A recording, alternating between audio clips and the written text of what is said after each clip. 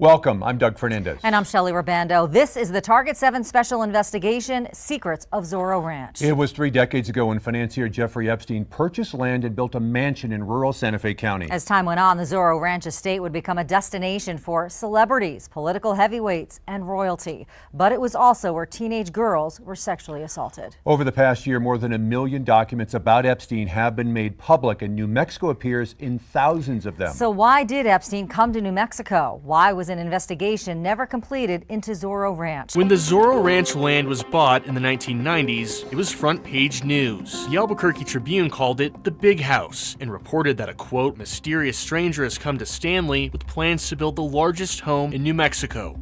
That stranger was Jeffrey Epstein. Why did I buy a ranch in New Mexico in 1993? So that gives you some sense. So I would have funded it in 1990.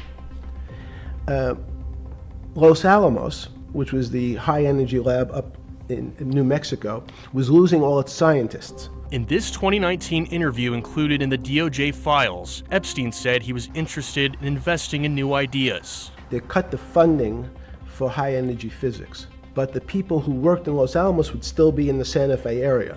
And can you fund people who have new ideas? When the Tribune did this story in 1995, they interviewed Epstein. He said he was, quote, security conscious and described himself as a hermit and as being afraid. At the time, he employed 2 full-time people to manage the ranch and made them all sign confidentiality agreements. The employees told the Tribune they were, quote, sworn to secrecy. But people here in New Mexico say they had no idea what was going on. He was from New York is what we knew. His dad was governor. King himself, a former attorney general, former state rep, and was a Democratic nominee for governor in 2014. His family sold Epstein the land when his father was in office. It was owned by his father and 2 uncles. So I am guessing that Jeffrey Epstein or somebody that he worked for was looking in New Mexico and saw that land listed, and that they reached out to the King brothers to buy that land.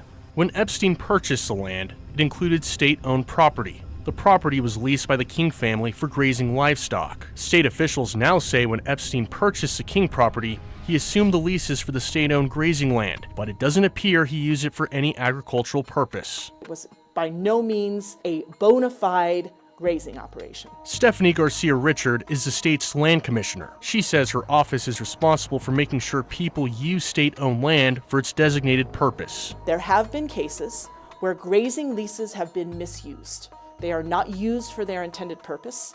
I believe that the grazing lease at Zorro Ranch was just one of these cases. Inside, there is a swimming pool, large garage, and elaborate office. These are the blueprints. Some of these are photos from the inside that were provided to this man. You could see that it wasn't a normal residence. 33,333 square feet. You would expect 15, 20 bedrooms, a palace, and it wasn't. The layout of that place wasn't that at all. Eddie Aragon is a radio talk show host. Epstein Ranch. He started talking about Epstein nearly daily on his show shortly after the billionaire was arrested in 2019. I had been interested in the Jeffrey Epstein Zorro Ranch stuff way before, because a lot of people had called in, had sort of citizen informants, citizen journalists who had been feeding me information. Today, Aragon believes the informants were actually people who worked at the ranch. They supplied him videos, photos, and pictures of the inside. I think it's something that should be disseminated everywhere so that people can actually get a background of what was taking place in terms of sort of the celebration.